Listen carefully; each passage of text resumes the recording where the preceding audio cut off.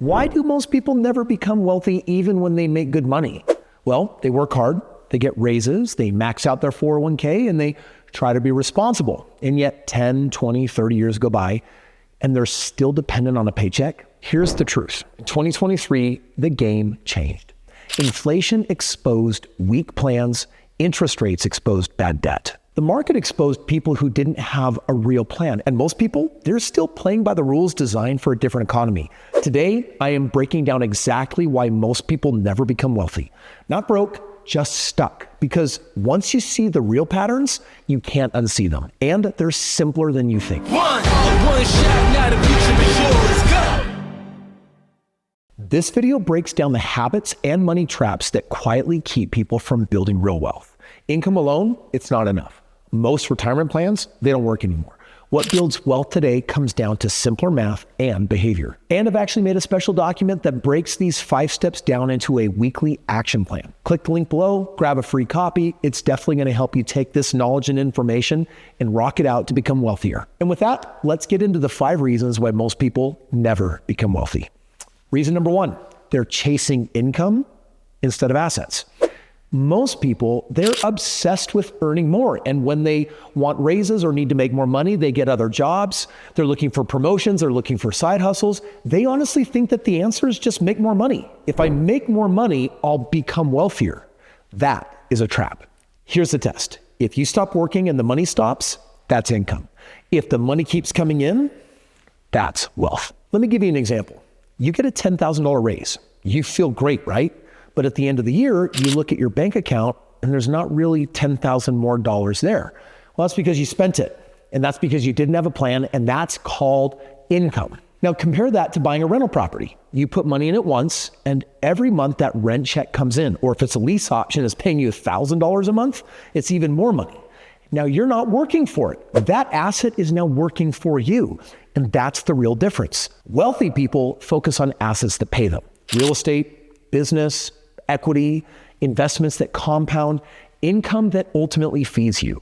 Assets ultimately free you. And most people never make the shift because they're stuck in that corporate mindset. They think the only way to make money is to trade time for dollars, which is like the worst trade of your life after you've established yourself.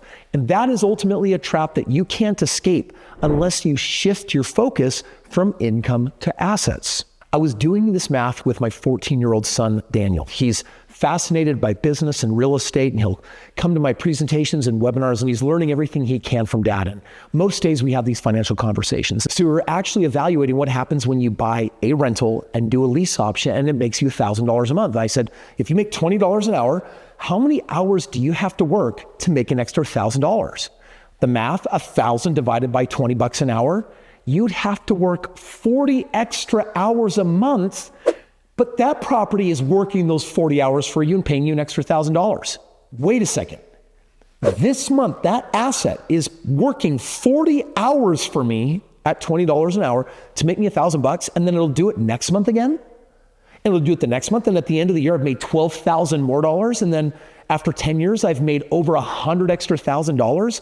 That's because I put my money into a thing that worked for me instead of me working for it. Reason number 2. You never do the math. Ask the average person how much money they actually need to retire comfortably. Most don't know the answer. They end up saying something vague like, I need $1 million or, enough to live on. That's not a plan. They've never actually run the numbers. And here's what the math actually looks like. If your lifestyle costs $6,000 a month or $72,000 a year, and if you live 30 years after retiring, that's $2 million. And that's before inflation. That's called doing the math. Now add in inflation at 3% per year, and that $72,000 in year 1 becomes $100,000 by year 15. So now all of a sudden you need $3 million or more. That's called running the math. Now most people hear that part about inflation and they just freeze. But you've got something in your back pocket called ChatGPT or some other AI that can actually run the math for you. We don't even have to default to your 5th grade math skills, whether you remember them or not. You can literally have AI help you calculate this. You have no reason to not run the numbers because you no longer need to do the math. It will do that for you. You just need to give it the assumptions. I spend this amount a year. I want to retire by this time. I think I might live this many years. With inflation, how much money do I need? Boom, there's the answer. Instead, most people, they never do the math, so they never create a plan, and they just hope that everything works out. By the time they're 55 or 60, this is when the panic sets in. They're like, oh, I ignored this problem for way too long, and now I lost my biggest asset, time. Most people never become wealthy because they never face the number. And if you don't know what you need, how will you know what to stash away? How will you know how to invest or what calculated risks to take? You don't. And that's why people end up being 65 years old and realizing that they're not even close. And so that's why you see mom and pop, they're still working at the grocery store or cash stations because they can't retire. Now, if you think the math is mean, you need to stop lying to yourself. You need to see the truth because once you know the number, you can actually build a plan to get there and it becomes a lot less intimidating. You should know that by age 65, the average retirement plan for the average American is $254,000 in it. You're going to give that to your financial planner. They're going to annuitize it at 3%, and it's going to pay you about $600 a month for the rest of your life. You cannot retire on $600 a month. Oh, but Kris, there's Social Security. Did you know that the average Social Security plan for the average American pays out $1,580 a month? Add the two together. Great. Now you're sitting at maybe $2,200 a month. Can you retire on $2,200 a month when you were previously spending $6,000 a month? No, you're short $3,800. You should know that when you are 20 years old, maybe 25, but after that, that's just negligence. So it's time to get the math figured out and to know your number. Reason number 3, spending first, investing later. Oh my gosh, keeping up with the Joneses, this is such an American way of life. Let's say that you hit your investment goal and money comes in. Your lifestyle expands overnight. Your eyes glaze over and you're tempted to buy that new car, the bigger house, subscriptions, vacations. And then you say, oh, I'll invest when I settle down. I'll invest when I have more money. I'll make that my next purchase. Things don't settle down. Here's what actually happens. You get a bonus. It's $10,000. You're thinking, oh, finally I can invest. But first, I need to get new tires. And then the kids need braces. And then your spouse wants to upgrade the kitchen. 6 months later, that $10,000, it's gone. Probably not even 6 months. For many of us, it's gone in like a month or two. And you still haven't invested it because you haven't prioritized it. This is the spending trap.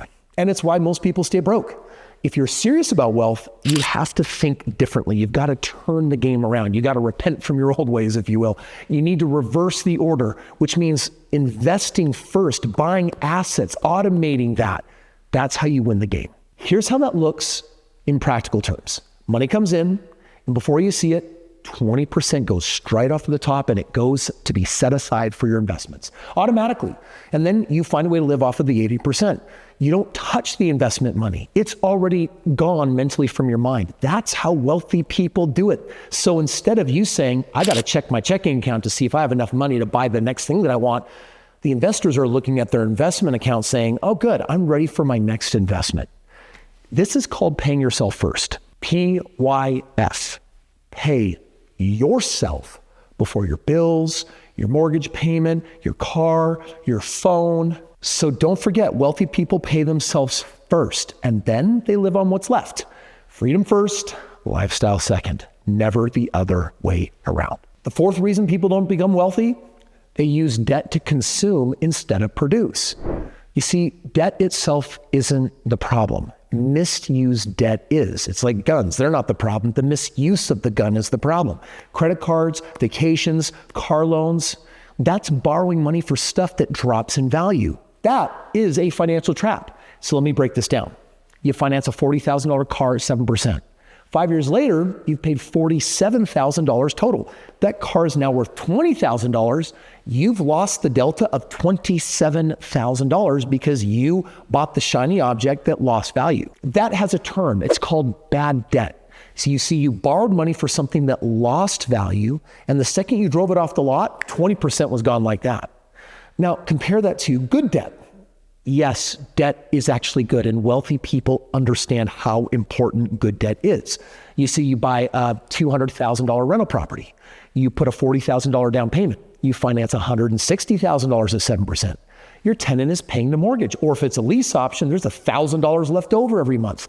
And if that property is appreciating at 3% a year going up, 5 years later, that $200,000 property is now worth $230,000. Well, you've paid down $20,000 in principal on top of that. Rather, I should say your tenant did.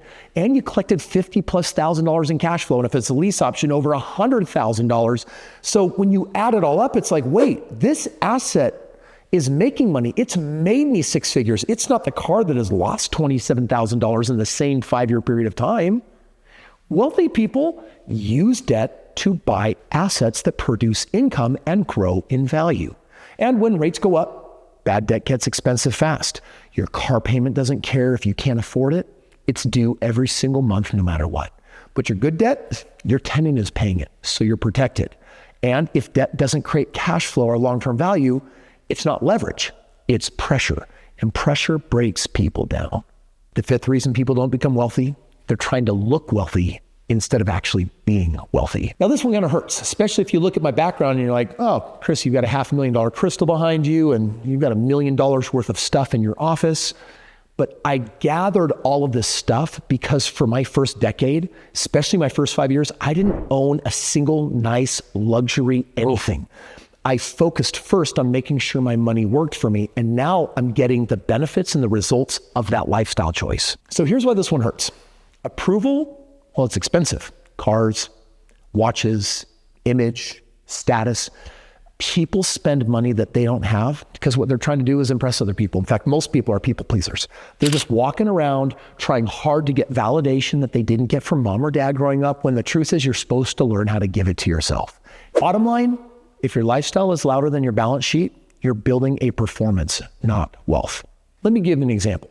Guy A drives a $70,000 truck, lives in a big house, has the designer clothes, looks successful. His net worth, $50,000. Most of it, debt.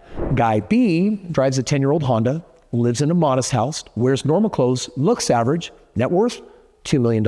Who's actually wealthy? Well, wealthy people delay visible success. It doesn't mean they can't ever visibly have it or show it. It just means that they're more interested in having it instead of proving it. A mentor once told me that if you have to prove it, you don't really have it. So what these investors do, Guy B, they build quietly. They often drive the paid off car. They live below their means. They invest the difference. Then the freedom shows up later. And when it does, well, they don't have to prove anything because they've already won. Stop trying to look rich and start trying to be free. And ultimately, just be authentic. Like, dress the way you like to dress. Just be who you are. Don't try to impress anyone. Just learn how to be you. Well, most people never become wealthy because they follow default patterns. They chase income, they spend first, they avoid the math, they use bad debt, and quit too soon. They buy status. They never commit. Nothing about this is intelligent. This thing that I'm talking to you about, this is about habits. And if you change your habit, you'll change your trajectory. Listen, I've seen people with high IQs stay broke their entire lives. And I've seen people with below average intelligence become very successful multimillionaires. The difference, it's not brains, it's not intelligence, it's behavior. And behavior is something that you can change starting right now. You can stop chasing income and you can start buying assets. You can do the math, you can face your number. AI can give it to you. You can invest first and live on what's left. You can use debt to build instead of consume. You can stay committed long enough for compounding to work with the passage of time. And you can stop trying to look wealthy and start actually becoming wealthy, and rather instead don't please anyone, just be authentic to yourself. It's not complicated. It's just different than what most people do. And if you want the cliff notes on today's video, I've prepared a one-page infographic that breaks down all 5 of these rules. Click the link below, grab your copy, print it, post it on your wall. I'm giving you everything that you need to become wealthy. And like and subscribe the video and tell me which step hit you the hardest, because once you see the pattern, you don't have to live inside it anymore.